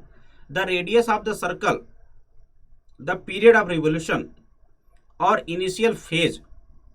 ठीक है भाई, समझ रहा? Initial phase and the sense of revolution clockwise और एंटी क्लॉकवाइज सब कुछ फिगर में दे रखा है। ठीक है, सब कुछ फिगर में आप सभी को दे रखा है। चलो कह रहे obtain the corresponding simple harmonic motion, equation निकालना है सिंपल हार्मोनिक मोशन का of the x projection for the radius vector of the revolving particle P in H case. ठीक है भाई, समझ गए। चलिए तो अपने को निकालना है एसएचएम निकालना है। चलो शुरुआत में हम पार्टिकल जो है बच्चों यहाँ से शुरू कर रहा है। ठीक है, यहाँ से शुरू कर रहा है, टाइम t इक्वल टू 0 पे यहाँ पे, तो इसका हमें इक्वेशन निकालना। चलिए मान लीजिए time t equal to t पे, चलिए मान लीजिए यहाँ पहुँच गया, कितना पहुँच गया? यहाँ पहुँच गया। ठीक है, तो अपने को ये दिखाना है कि भैया ये वाला जो पॉइंट है ये एक्स एक्सिस है, ये क्या है? एक्स एक्सिस है, ये एक्स एक्सिस पे कितना पॉइंट होगा। ठीक है, इसका टाइम पीरियड आप सभी को दे रखा है 2 सेकंड, पहले वाले की मैं बात कर रहा हूँ, पहले वाले फिगर की टाइम पीरियड 2 सेकंड है। और इसका रेडियस कितना है? 3 सेंटीमीटर। रेडियस 3 सेंटीमीटर मतलब दिस इज द एम्पलीट्यूड। भाई यही तो एम्पलीट्यूड होगा ना, एम्पलीट्यूड कितना हो जाएगा? 3 सेंटीमीटर। ठीक, चलो भाई हम क्या करते हैं, इसको मान लेते हैं कुछ थीटा बीटा, ये हो गया थीटा और ये भी हो गया थीटा। जरा बोलिए भाई, इसको मैं बोल देता हूँ पी क्यू, इसको बोल दिया ओ, इसको बोल दिया आर। तो जरा बोलो sine theta is equal to क्या होगा? Sine theta is equal to आप लोग बोल सकते हैं बच्चों परपेंडिकुलर अपॉन में हाइपोटेनस। परपेंडिकुलर हो गया भाई अपने पास एक्स, अपॉन में हाइपोटेनस हो गया सर रेडियस के बराबर हो जाएगा 3, यानी एक्स इज इक्वल टू आ जाएगा भाई 3 sine theta. X equal to क्या हो जाएगा? 3 sine theta. X equal to 3 sine theta sine omega t, बोलो भाई ओमेगा टी, राइट। अब ओमेगा दिया है क्या? नहीं दिया, तो सर टाइम पीरियड दिया है ना, उससे ओमेगा निकल जाएगा। Omega is equal to 2 pi by T होता है क्या? होता है सर। टाइम पीरियड कितना है? 2 सेकंड, तो ओमेगा कितना हो जाएगा भाई? पाई हो जाएगा, रख दो यहाँ पे। तो एक्स इज इक्वल टू आ जाएगा 3, एक्स इक्वल टू क्या आ जाएगा? एक्स इक्वल टू हो जाएगा हमारे पास 3 साइन ओमेगा जगह पाई टी रख देंगे। This will be the equation, ये हो जाएगा हमारे पास इक्वेशन। समझ में आ गया? हो जाएगा बात। चलो अगले केस में निकालने के लिए बात करते हैं। देखिए अगले केस में देखो क्या रहा है अपने पास कहानी, देखिए अगले केस में अलग है। अगले केस में देखिए क्या कहानी है भाई, कि अपने पास particle time t is equal to 0 पे यहाँ पर है। ठीक, चलिए हमने मान लिया कि भैया ये time t is equal to time t पे कहीं कहीं यहाँ पहुँचता है ना, तो इसका यहाँ से पोजीशन कुछ ऐसा बनेगा। ठीक, चलो मान लिया कि हमने ये एंगल थीटा है। ठीक, चलिए तो हमें ये निकालना है कि ये x कितना होगा। ठीक है, इस कंडीशन में आप सभी को टाइम पीरियड कितना है? 4 सेकंड है, तो ओमेगा बता दो। ओमेगा हो जाएगा सर 2 पाई बाई 4, यानी ओमेगा हो जाएगा सर पाई बाई 2। चलिए ओमेगा निकल गया और टाइम पीरियड भी अपने पास 4 है। और इसका रेडियस, भैया रेडियस कितना है ये देखना है, ये जो आंसर आएगा सेंटीमीटर में आएगा और ये मीटर में दे रखा है। रेडियस मीटर में, यानी एम्पलीट्यूड इसका 2 मीटर आ जाएगा। ठीक है, चलो निकाल लो एक्स। एक्स के लिए क्या चाहिए अपने को सर? अपने को चाहिए सर कॉस, क्योंकि है ना, यानी cos theta is equal to हो जाएगा एक्स अपॉन में रेडियस। रेडियस मतलब रेडियस कितना भाई इसका? 2 मीटर का। रेडियस 2 मीटर है, ठीक है। तो ये हो जाएगा x equal to 2 cos theta, 2 cos थीटा मतलब cos ओमेगा टी, ओमेगा मतलब पाई बाई 2t। अब ये जो आंसर आएगा ये मीटर में आएगा। तो this will be the equation for this particular motion, ठीक है। हो जाएगा, क्लियर है, चला जाएगा बच्चा लोग, ठीक है। चलो, तो इससे हम लोग यहाँ तक काम कर सकते हैं, यहाँ तक काम हो जाएगा। 13.11 सवाल हो चुका है सॉल्व। सारे के सारे सवाल अपने में बहुत अच्छे अच्छे सवाल हैं बच्चा लोग, ठीक है। सॉरी यहाँ पे मुझे नहीं लिखना चाहिए था, कोई बात नहीं, देखो है ना, फिर से मैं समझा देता हूँ अगले में दिखा नहीं होगा आपको, कोई बात नहीं। देखिए यहाँ पे हम समझा देते। चलो पहला सवाल समझ में आ गया ना, ये पहला ये समझ में आ गया, ये इक्वेशन समझ में आ गया ना। चलो दूसरा इक्वेशन देख लेते हैं, सेकंड इक्वेशन देख लेते हैं। सेकंड इक्वेशन क्या है, देखो सेकंड अपना जो ग्राफ है बच्चों इस टाइप से, इसका जो टाइम पीरियड है सेकंड का कितना है, 4 सेकंड है। इसका ओमेगा कितना हो जाएगा, 2 pi by T, 2 pi by 4 हो जाएगा, यानी कि सर हो जाएगा ये पाई बाई 2। और इसका देखो रेडियस कितना, 2 मीटर है, रेडियस है बच्चा लोग 2 मीटर, यानी कि इसका एम्पलीट्यूड भी कितना हो जाएगा, 2 मीटर। इक्वेशन लिख लीजिए। तो इक्वेशन कैसे मान लें कि हमने टाइम टी इक्वल टू 0 से चलना शुरू किया, चलना इधर शुरू किया, तो भैया मान लिया कि टाइम टी के कहीं यहाँ पहुँचता है, ठीक है। ये एंगल थीटा है, ये पोजीशन हो जाएगा एक्स, यही पोजीशन हमने को निकालना है, कितना है एक्स। तो देखो कौन सा इक्वेशन लगाना पड़ेगा, cos theta. Cos theta equal to हो जाएगा बच्चों एक्स अपॉन में रेडियस जो है एम्पलीट्यूड 2 मीटर के बराबर है, यानी एक्स इक्वल टू कितना हो जाएगा 2 कॉस थीटा, यानी एक्स इक्वल टू हो जाएगा बच्चों 2 कॉस थीटा मतलब ओमेगा टी, ओमेगा कितना है पाई बाई 2 इंटू टी। तो दिस विल बी इक्वेशन, और ये आंसर जो आएगा बच्चों लोग मीटर में आएगा, ठीक है। अब समझ में आ गया ना, ठीक है। उस समय मेरे को ध्यान नहीं रहा कि आप सभी को दिख नहीं रहा होगा, क्लियर है। चलो इस तरीके से हम लोग इसका इक्वेशन निकाल सकते हैं, समझ गए बच्चा लोग, हो जाएगा। चलिए अगला क्वेश्चन। अब आप सभी को इक्वेशन दिया है और आप सभी को प्लॉट करना है, वो सर्कल प्लॉट करना है ना, रेफरेंस सर्कल प्लॉट करना है, और आप सभी को क्या दे रखा है, इक्वेशन दे रखा है, ठीक है। चलो भाई किया जाए प्लॉट, ठीक है। चलिए पहला इक्वेशन देख लिया जाए, है ना। चलो भाई देखो पहला कह रहा है एक्स इक्वल टू सर है -2 sign 3t plus pi by 3, ठीक है। आप सभी लोग जानते हैं बच्चों जो इक्वेशन होता है क्या होता है, A equal to X cos omega T plus five, ये इक्वेशन आप सभी को पता है ना, पता है, दिस इज द इक्वेशन, ठीक है। चलो इसको हम लोग कैसे लिख सकते हैं, एक्स इक्वल टू, इसको हम लोग लिख सकते हैं बच्चा लोग, कैसे लिखा जा सकता है, देखो एक्स इक्वल टू माइनस का है अपने पास, क्या एक्स इक्वल टू अपने पास है माइनस का 2 sign 3t plus pi by 3, अपने को कॉस में भी चाहिए, तो भाई इसको लिख दो ना यार, 2 cos 3t plus pi by 3, उसमें भाई पाई बाई 2 जोड़ दीजिए, तो cos 90 plus theta minus sine theta होता ही है, हो गया, क्लियर है। चलो अब देख लो टाइम t इक्वल टू 0 पे कहाँ है टाइम t इक्वल टू 0 पे भैया ये हो जाएगा x equal to 2 cos 90 plus 60 cos 150 degree, cos 150 degree मतलब सर ये हो जाएगा अपने पास माइनस का √3, क्या हो जाएगा ये माइनस का √3, ठीक है। तो टाइम t इक्वल टू 0 पे माइनस का √3 पे है, और इनिशियल फेज एंगल देखा जाए तो फेज एंगल इससे कंपेरिजन करो, a cos ओमेगा टी से कंपेरिजन कीजिए तो फेज एंगल कितना हो जाएगा शुरुआत का, ठीक हो जाएगा sir pi by 3 plus pi by 2, pi by 3 plus pi by 2 मतलब 90 प्लस 30 यानी 150 डिग्री, कितना 150 डिग्री, ठीक है। इसका रेफरेंस सर्कल प्लॉट कर लिया जाए, चलो भाई कर लो। तो हम लोग क्या करते हैं, हम लोग रेफरेंस सर्कल हम लोग बना लिया, ठीक है। एंटी क्लॉकवाइज डायरेक्शन हमारा पॉजिटिव होता है, ठीक है। चलो तो जो शुरुआत में है भैया कितना 150 डिग्री पे है, 90 यानी 150 कहीं ना कहीं यहाँ होगा, ये हो जाएगा हमारे पास 150 डिग्री, और टाइम t इक्वल टू 0 पे जो पोजीशन है इसकी माइनस √3 है, यानी कि ये वाली जो डिस्टेंस हो जाएगी ये वाली माइनस √3 हो जाएगा, ठीक है। ये हो जाएगा माइनस का √3, और इसका जो एम्पलीट्यूड है वो 2 सेंटीमीटर है, यानी कि जो रेडियस है सर्कल का जो रेडियस होगा वो 2 सेंटीमीटर हो जाएगा, और ये पॉइंट माइनस √3, ठीक है। तो इस तरीके से हम लोग इसको कर सकते हैं plot, time t equal to 0 पर हो जाएगा बच्चा लोग। चलो अगला देखिए कह रहा है x equal to cos pi by 6 minus t, ठीक है।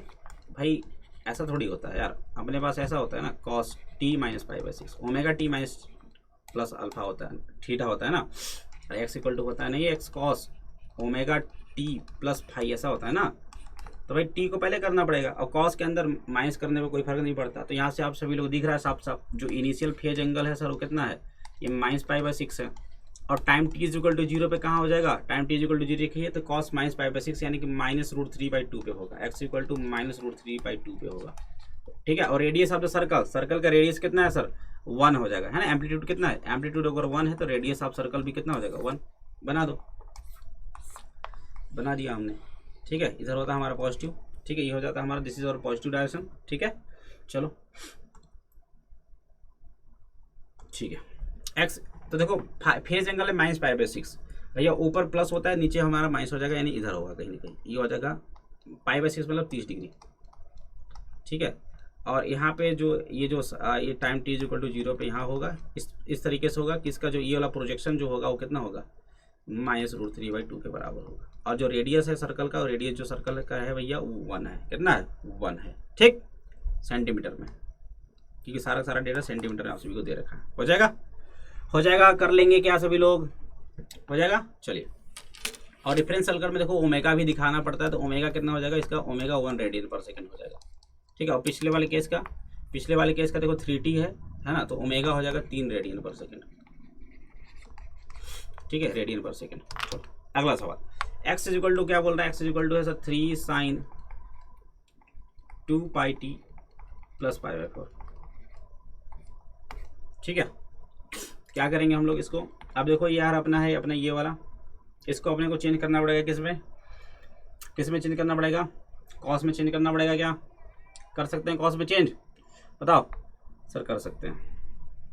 तो देखो क्या हो जाएगा, ये हो जाएगा सर 3 cos, कैसे चेंज करेंगे, 2πt + π/4 + π/2 कर दीजिए, है ना। तो क्या हो जाएगा, cos 90 + थीटा -sin थीटा हो जाता है, तो माइनस अपने को पहले से लगाना पड़ेगा ताकि अपना प्लस हो जाए, ठीक है। तो x = कितना आ गया भाई -3 cos 2πt, और 90 + 45 कितना हो जाएगा 135 डिग्री, यानी हो जाएगा 5π/4, नहीं 3π/4 ना, कितना हो जाएगा 3π/4, ये हो जाएगा 3π/4। चलो ठीक है। टाइम t = 0 पे कहाँ भाई, टाइम t = 0 पे जो पोजीशन है देखिए कितना है, x = -3 × cos 3π/4, cos 3π/4 बच्चा लोग कितना हो जाएगा, cos 90 + 45 -sin 45, यानी कि -1/√2 पे हो जाएगा, यानी कि हो जाएगा 3/√2 पे, ठीक है। x = 0 पे कितना है 3/√2 सेंटीमीटर पे है। और टाइम t = 0 पे जो शुरुआत का फेज एंगल कितना है सर, ये फेज एंगल अगर आप लोग ध्यान से देखें तो this phase angle is basically sir, क्या सर, ये अपने पास ये देखो याद रखो, ये माइनस बाहर से लगा हुआ है ना, माइनस अपने पास बाहर से मतलब माइनस पहले से है, इसका मतलब ये होगा कि सिंपल सी बात ये है सर, इसको आप अपने ऐसे बना तो दिया है, ठीक है। इसका रेडियस कितना हो जाएगा सर, इसका रेडियस जो है, रेडियस हो जाएगा सर 3 सेंटीमीटर। और अगर आपका ये माइनस में आ रहा है, इसका मतलब ये होता है कि आपको ऊपर से नहीं नीचे से 3π/4 पे चलना है। कहाँ चलना है, नीचे से 3π/4 पे चलिए, ठीक है, समझ गया। तो नीचे 3π/4 मतलब ये 90 और π/4 इधर, यानी बेसिकली यहाँ होगा, यानी ये एंगल जो होगा बच्चों ये 45 डिग्री होगा, और ये हो जाएगा अपने पास 3π/4, है ना। और इस तरीके से होगा कि इसका जो एक्स प्रोजेक्शन होगा वो कितना होगा, ये एक्स प्रोजेक्शन हो जाएगा √3/2, और इसका ओमेगा कितना दिख रहा है आपको, ओमेगा दिख रहा है सर 2π रेडियन/सेकंड, 2π रेडियन/सेकंड दिख रहा है, ठीक है, हो जाएगा। चलिए, और अगला क्वेश्चन है 2 cos πt, x = 2 cos कितना है πt, है ना, ठीक है भाई। टाइम t = 0 बताओ, टाइम t = 0 पे सर पोजीशन है अपने 2 सेंटीमीटर, यानी कि मैक्सिमम एम्पलीट्यूड पे आ गया यार, ये तो एम्पलीट्यूड पे है। और फाई कितना है सर, फाई 0 डिग्री है, कुछ नहीं है फाई, तो बस ग्राफ ऐसा बना दो, ठीक है। टाइम t = 0 पे यहाँ पे है, टाइम t = 0 पे यहाँ पे है, और ये हो जाएगा ये 2 सेंटीमीटर हो जाएगा, और ओमेगा इसका कितना है भाई, ओमेगा है π रेडियन/सेकंड, ठीक है। और सेंस ऑफ रोटेशन इसी तरीके से हो जाएगा, क्लियर है। चलो, ये होगा भाई अपने पास रेफरेंस सर्कल का प्लॉटिंग, समझ में आ गया होगा उम्मीद करता हूँ। बढ़िया सवाल था, 4 एग्जाम्पल हमने करे हैं, तो आप सभी को कैसे प्लॉट करना होता है ये सभी को आप सभी को दिख गया होगा, ठीक है भाई। चला जाए अगले प्रश्न की ओर। चलो अगला प्रश्न देखिए क्या रहा है, 13.13 क्या कह रहा है, सॉरी 13.21 एक कह रहा है कि अपने पास फोर्स इधर लगा दिया है ना, और क्या कह रहा है, सोच a spring of force constant K, force constant K का स्प्रिंग फोर्स है ना, constant K clamped rigidly at one end of mass m attach to its free end, अब force F is applied at the free end stretches the spring ठीक है। और इसमें दूसरे case में क्या कह रहा है, कोई कहीं भी मतलब कोई बधा नहीं है, सिंपल से दोनों तरफ जो है फोर्स हमारा खींच रहा है। चलिए, तो कह रहा है कि each end of the spring in the figure is stretched by the force same force F. कह रहा है what is the maximum extension of the spring in the two cases. दोनों केसेस में स्प्रिंग का मैक्सिमम एक्सटेंशन कितना होगा वो पूछा है। पहले केस में तो आप सभी को दिख रहा है जो फोर्स होता है बच्चों, वो क्या होता है के एक्स बराबर होता है। ठीक, तो मैक्सिमम जो स्ट्रेच होगा वो फोर्स अपॉन में के बराबर हो जाएगा, एफ बाई के बराबर हो जाएगा। ठीक, पहले केस में जो स्ट्रेच हो जाएगा एफ बाई के बराबर हो जाएगा। ठीक है, समझ गया। दूसरे केस की बात किया जाए, देखिए दूसरे केस की अगर बात करें बच्चों, ध्यान से देखना, अगर आप इसको एफ फोर्स से खींच रहे हो इधर, ठीक, तो स्प्रिंग की तरफ फोर्स लगाएगा, स्प्रिंग की तरफ फोर्स लगाएगा, और इस वाले ब्लॉक पे कितना फोर्स लगाएगा, एफ के बराबर फोर्स लगाएगा। अब इस वाले ब्लॉक पर इधर की ओर फोर्स कितना लगेगा, इसकी वजह से इधर की ओर, है ना। तो इस वाले ब्लॉक पे देखा जाए तो नेट, जब ये खींच रहा है इसको, तो इस वाले ब्लॉक पे नेट फोर्स कितना है, 0 है। ठीक, और जब आप इधर खींच रहे हैं तो स्प्रिंग इधर फोर्स लगा रहा है एफ, तो इस ब्लॉक पे फोर्स लग रहा होगा इधर एफ, और एफ इधर पहले से लग रहा है, तो इस पे नेट फोर्स कितना होगा, 0। मतलब आप देख सकते हैं, ये आप लोग साफ साफ ये समझ में आ रहा होगा आप सभी को। क्या सर, क्या बोलना चाहते हैं आप कि अगर इसमें देखा जाए तो इंडिविजुअल बॉडी को ऐसा लग रहा है कि भैया हम केवल एक एंड हमारा फिक्स है ना। अगर इसको आप खींच रहे हैं, इसको ऐसा फील हो रहा है कि भैया यहाँ पे ये फिक्स है, क्योंकि इस पर नेट फोर्स लग ही नहीं रहा, इसमें नेट फोर्स 0 है, मतलब ये रुका हुआ है। समझ रहे हो कि नहीं समझ रहे हो? ठीक है, तो क्या हो जाएगा, इस कंडीशन में भी हमें ऐसा फील होगा कि एक ही बॉडी मूव कर रहा है, और बॉडी रेस्ट पे है। तो यहाँ पे इस कंडीशन में भी जो x होगा वो एफ बाई के ही बराबर होगा। कितना हो जाएगा, एफ बाई के ही बराबर हो जाएगा। ठीक है, क्योंकि यहाँ पे आप सभी को समझ में आ रहा होगा मैं क्या करना चाहता हूँ, मैं जो दिखाना चाहता तो समझ में आ गया ना सभी को। ठीक है, क्योंकि ये इस बॉडी को लगेगा कि ये रेस्ट पे, इसको लगेगा ये रेस्ट पे, तो बेसिकली आप इसको इसी तरीके से मान सकते हैं, सेम केस हो जाएगा ये। ठीक है, चलिए उसके बाद क्या रहा है, ये तो हो गया पहला। उसके बाद क्या रहा है, if the mass in the figure A and the two masses in figure B are release, what is the period of oscillation in this case. पहले केस में पीरियड ऑफ ऑसिलेशन तो भाई साफ साफ तुमको पता है, time T is equal to 2 pi under m by q हो जाएगा। ठीक, 2 पाई अंडर एम बाई के। लेकिन दूसरे केस की अगर बात करें, अगर हम लोग ध्यान से देखेंगे, दूसरे केस की अगर हम लोग बात करते हैं यहाँ पे, तो दूसरे केस को देखो यार, दूसरे केस में क्या होगा, है ना, कि अब ये देखिए इनको आपने स्ट्रेच करके छोड़ दिया, ठीक, तो क्या होगा बच्चों, इस वाले इसके अपने मीन पोजीशन के अबाउट क्या करेंगे ये लोग, इन लोग वाइब्रेशन करना शुरू कर देंगे। ठीक, तो क्या होगा, आप सभी लोग देख सकते हैं कि जो लेंथ था स्प्रिंग का वो आधा हो गया। लेंथ अगर स्प्रिंग का आधा हो गया तो आप सभी लोग देख सकते हैं जो स्प्रिंग कांस्टेंट हो जाएगा वो हो जाएगा डबल, है ना। समझ रहे हो भाई, अपना पूरा ऑसिलेट नहीं कर रहा, समझ गए, आपने स्ट्रेच करके छोड़ा है बस, और कुछ नहीं किया है ना। तो इस कंडीशन में क्या हो जाएगा, यहाँ पे क्या होगा, ये दोनों ऑसिलेट करने लगे कहाँ, अपने सेंटर ऑफ मास के अबाउट, यानी कि स्प्रिंग जो है आधा हो जाएगा। स्प्रिंग आधा मतलब उसका फोर्स कांस्टेंट डबल हो जाएगा। तो जो टाइम पीरियड होगा दूसरे वाले केस में हो जाएगा 2 pi under root m by 2 हो जाएगा ये, बस और कुछ नहीं। ठीक है, ये था अपना सवाल, हो जाएगा बच्चा लोग। ठीक है, चला जाए आगे। चलिए अगला क्वेश्चन देखिए क्या कह रहा है, the piston in the cylinder head of a locomotive has a stroke twice the amplitude of 1 metre. यानी कि कह रहा है भैया कि जो एम्पलीट्यूड का जो डबल है वो 1 मीटर के बराबर है, यानी कि जो एम्पलीट्यूड होगा वो आधा मीटर हो जाएगा।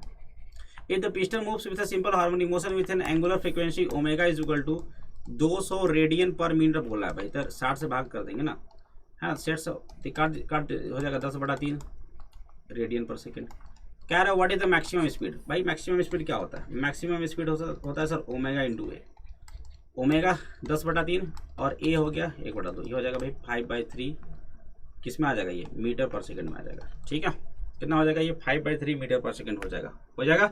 चलो अगला प्रश्न, next question, the acceleration due to gravity on the surface of moon is 1.7 metre पर सेकंड स्क्वायर, यानी जीई जो सॉरी मून के सरफेस पे जो ग्रेविटी है वो है बच्चों 1.7 मीटर पर सेकंड स्क्वायर, और अर्थ पे बताओ ये होता है सर 9.8 मीटर पर second square.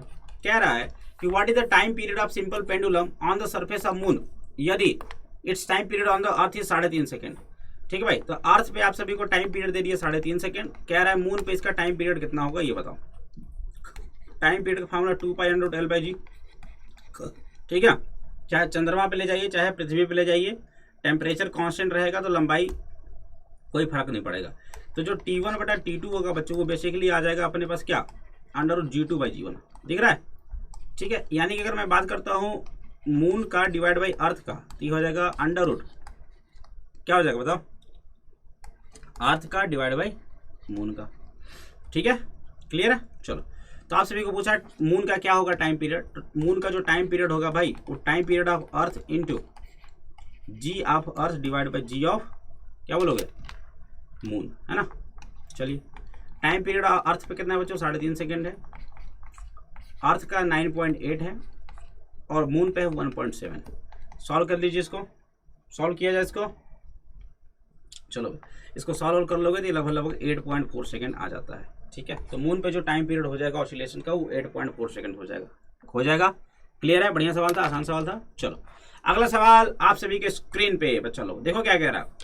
A simple pendulum of length L, भैया लेंथ L है, having a Bob of mass M suspended in a car में सस्पेंड कर दिया है। The car is moving on a circular track, और car जो है सर्कुलर ट्रैक पे मूव भी कर रहा है। चलिए, जिसका रेडियस दे दिया है R with uniform speed V से मूव कर रहा है भाई। चलो, if the pendulum makes an small oscillation in the radial direction, है ना, पेंडुलम जो है बच्चों इधर उधर मोशन कर रहा है।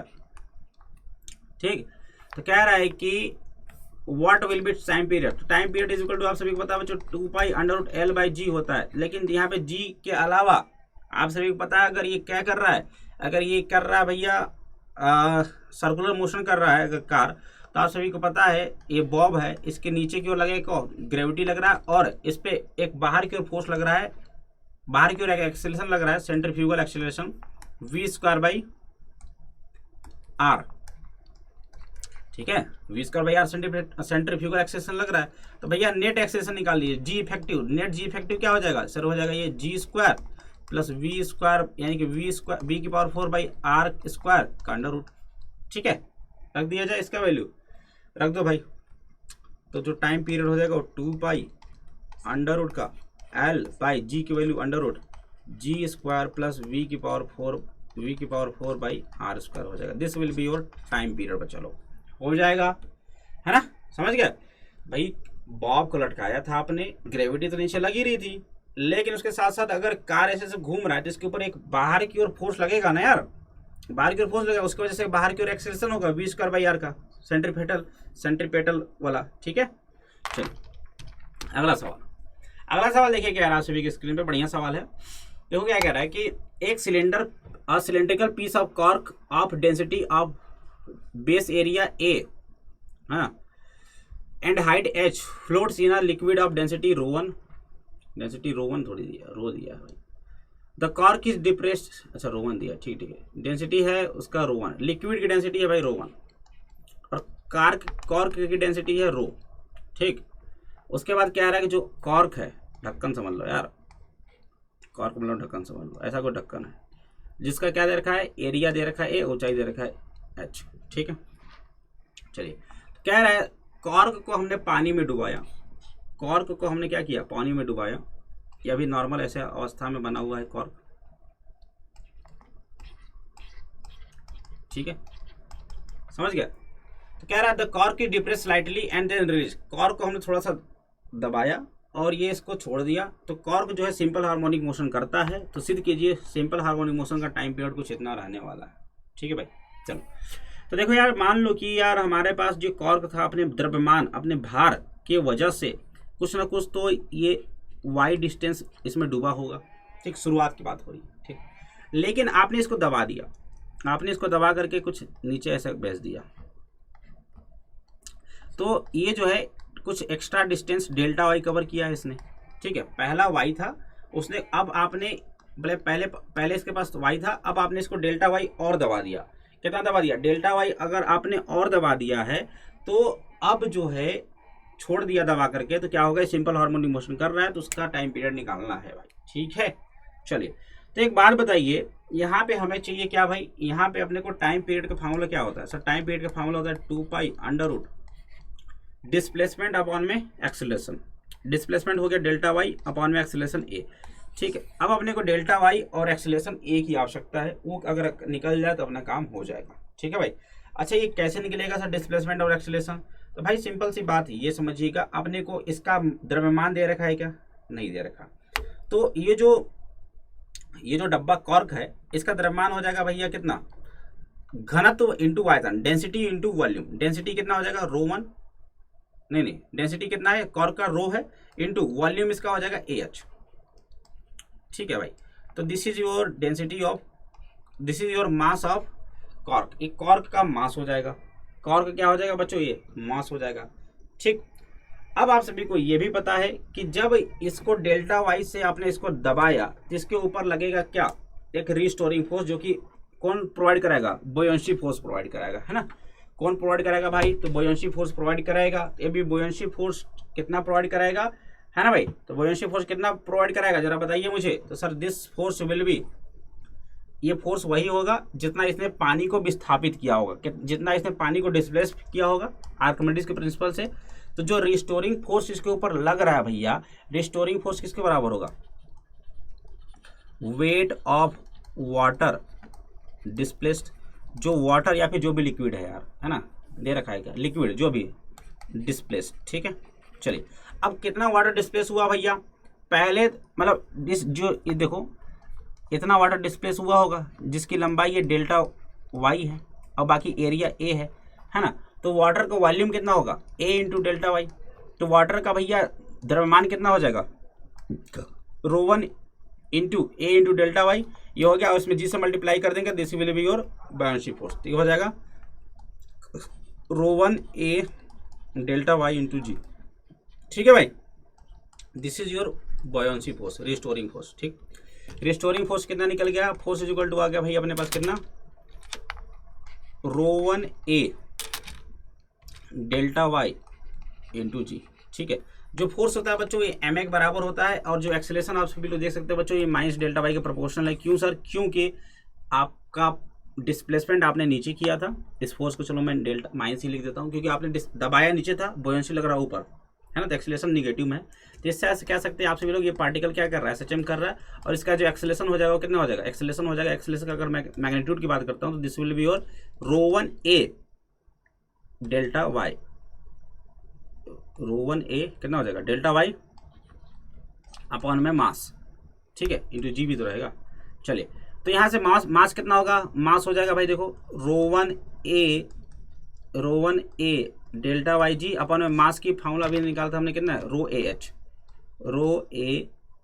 एच हो जाएगा। ठीक, ऐसे ही गया है ना। चलो यहाँ से एक्सेलरेशन की वैल्यू आ गई है, तो वाई जो अपना टाइम पीरियड हो जाएगा, टाइम पीरियड कितना हो जाएगा, टाइम पीरियड हो जाएगा अपने पास time T is equal to 2 pi under root displacement delta Y upon में एक्सेलरेशन, एक्सेलरेशन कितना हो गया ये rho 1 delta Y G, rho 1 delta Y G divide by rho H. ठीक है, देखो डेल्टा वाई से डेल्टा वाई गया, रो एच ऊपर चल जाएगा, तो time period T is equal to आ जाएगा 2 pi under root rho H upon में रो 1 जी। ठीक है, और यही आप सभी को करना था प्रूव। ठीक है बच्चे लोग, बहुत तगड़ा सवाल था, कोई बात नहीं, सोचने पे मजबूर कर दिया होगा आप सभी को, अच्छी बात है, सोचने मजबूर कर दिया तो ठीक है, मजबूर करना भी चाहिए। ठीक है, बढ़िया सवाल था। अगर इस टाइप के सवाल अगर प्रैक्टिस करते हो ना बच्चा लोग, तो गारंटी देता हूँ यार पास तुम्हारा मतलब IIT के बहुत करीब न चल दे जाओगे, बहुत करीब आ जाओगे IIT के। ठीक है, प्रैक्टिस करो इस टाइप के सवाल, इसी टाइप के सवाल आते हैं यार। ठीक है, चलिए लास्ट क्वेश्चन आप सभी के स्क्रीन पे, करोगे या फिर मैं कराऊं, होमवर्क दे दूं क्या, होमवर्क दे दूं, चलो करा देते हैं, क्या थोड़ा सा हिंट दे देते हैं। कह रहा है कि one end of U tube containing mercury is connected to a suction pump and the other end to the atmosphere. ठीक है, अब कह रहा है कि एक small pressure difference is maintain between the two columns so that when the suction pump is removed the column of the mercury in the U-tube execute simple harmonic motion। ये दिखाना है। ठीक है भाई, करेगा ही वैसे, दिखाओगे क्या, है ना। देखो जरा, ये U-tube है, है ना भाई, क्लियर है। चलो अभी क्या है बच्चे कि अभी शुरुआत में मान लीजिए एक तरफ सक्शन पंप लगा हुआ है, सक्शन पंप लगा हुआ है, और इधर क्या है एटमॉस्फेरिक प्रेशर बना हुआ है। ठीक, सक्शन पंप लगा हुआ है, एटमॉस्फेरिक प्रेशर क्या हुआ है बना हुआ है ना। तो दोनों में जो पारा का जो लेवल है बच्चों, पारा का लेवल देखो दोनों में बराबर होगा। ठीक, अब हमने क्या किया कि जब हमने एक स्मॉल प्रेशर डिफरेंस दे दिया, दोनों कॉलम में जब हमने एक स्मॉल प्रेशर डिफरेंस देंगे तो क्या हो जाएगा, स्मॉल प्रेशर डिफरेंस देने के बाद देखिए ये जो हो जाएगा, ये जो पारा होगा है ना, मान लीजिए एक तरफ कहीं ना कहीं चढ़ जाएगा और एक तरफ कहीं ना कहीं उतर जाएगा। तो यहाँ से देखो जितना नीचे उतरेगा उतना ऊपर चला जाएगा। तो इसको मान लीजिए पी डैश हो गया, ये हो गया क्यू डैश। ठीक, तो मैंने मान लिया कि वाई से एक नीचे उतरा था, इसने वाई से इसने नीचे उतरा था, तो ये चढ़ेगा कितने से, ये पूरा ऊंचाई हो जाएगा इसके इसके इसके लेवल में कितना हो जाएगा 2y हो जाएगा। इसके लेवल में कितना हो जाएगा भाई 2y हो जाएगा। अरे भाई यहाँ था, यहाँ से इसने y नीचे गया तो y ऊपर भी गया होगा, तो इस रेफरेंस से कितना है ये 2y गया होगा। ठीक, तो जरा देखो इसमें जो इसमें देखा जाए आप सभी लोग, तो इतना मास ऊपर चढ़ गया भाई, मास ऊपर चढ़ रहा है, वेट नीचे लग रहा है, डिस्प्लेसमेंट ऊपर है, वेट नीचे लग रहा है। तो इसकी वजह से क्या होगा, रिस्टोरिंग फोर्स लगेगा, जिसकी वजह से क्या करेगा, सिंपल हार्मोनिक मोशन करना शुरू कर देगा, है ना। ठीक है, तो इस तरीके से आप लोग कह सकते हैं कि सिंपल हार्मोनिक मोशन करना शुरू कर देगा। बाकी इसका टाइम पीरियड भी आप सभी लोग निकाल सकते हैं, कोई दिक्कत वाली बात नहीं है, टाइम पीरियड भी निकाल लेंगे क्या। ठीक है, तो टाइम पीरियड तुम लोग को निकालना है। टाइम पीरियड कितना आएगा मैं बता देता हूँ। इसका टाइम पीरियड जो आता है, इसका टाइम पीरियड जो आएगा बच्चा लोग, टाइम पीरियड जो आएगा ये हो जाएगा h/g, 2π√h/g हो जाता है। ठीक है, ये टाइम पीरियड आप सभी को निकालना है, जहाँ पे h क्या है, h जो है बच्चों शुरुआत का, ये शुरुआत का हाइट है। ठीक है, ये शुरुआत में जो मरकरी जिस हाइट पे बैलेंस था वो हाइट है h, है ना। तो ये होता है t/2π/h/g। इसको फार्मूला के रूप में भी याद रखिएगा, ये बहुत बढ़िया सवाल है ना, फेमस सवाल होता है यूट्यूब मैनोमीटर का, है ना, कि जब आप प्रेशर डिफरेंस बनाते हैं तो जो मरकरी है वो ऑसिलेशन करने लगता है, जिसका टाइम पीरियड होता है 2π/h/g। क्यों आ रहा है, यही आपको दिखाना है कि ये सिंपल हार्मोनिक मोशन करेगा। तो मैंने आप सभी को बता दिया कि इसका वेट लगेगा नीचे की ओर, फोर्स लग रहा है, मतलब जो फोर्स है mg वो नीचे की ओर लग रहा है, और डिस्प्लेसमेंट है ऊपर की ओर, यानी जो फोर्स है बच्चों वो प्रोपोर्शनल है किसका, -x के। इसका मतलब ये SHM कर रहा है ये, और यहाँ से आप लोग टाइम पीरियड निकाल लीजिएगा। ठीक, टाइम पीरियड आप ये लोग निकाल लेंगे। वही कैसे करेंगे देख लो, फोर्स कितना लगेगा, फोर्स निकाल ले भाई, mg मास कितना हो जाएगा, इसका डेंसिटी इंटू इसका एरिया इंटू इसका हाइट 2y। ठीक है, हो जाएगा, कुछ नहीं है भाई, आराम से कर लेंगे सभी लोग, प्रूव कर लेना। तो यहाँ पे होता है बच्चों हम आज का सेशन का खत्म। ठीक है, तो यहाँ पे बच्चों हमने खत्म कर दिया ऑसिलेशन चैप्टर के सारे न्यूमेरिकल को। उम्मीद करता हूँ आप सभी को मजा आया होगा आज का सेशन, है ना भाई। तो इसी तरीके के सेशन के लिए आप सभी को करना है क्या, चैनल को सब्सक्राइब कर दो यार, वीडियो को लाइक कर दो, वीडियो को शेयर कर दो। इतना बढ़िया से कॉन्सेप्ट को क्लियर करा के पढ़ाया जा रहा है यहाँ पे, है ना। सारे के सारे क्वेश्चन का डिस्कशन किया जा रहा है, ग्रेट डिटेल में हर तरीके से बताने की कोशिश की जा रही है ना भाई। इस टाइप क्वेश्चन को प्रैक्टिस करो, खूब से खूब हो सके तो प्रैक्टिस कीजिए, और अपने प्रिपरेशन को बिल्कुल हाई लेवल की ओर ले जाइए, सक्सेस की ओर पहुंचिए। उसके लिए भाई सब्सक्राइब कर देना चैनल को। तो थैंक यू वेरी मच बच्चा लोग, मिलते हैं हम लोग नेक्स्ट सेशन में, तब तक के लिए बाय बाय, टेक केयर, पढ़ते रहें।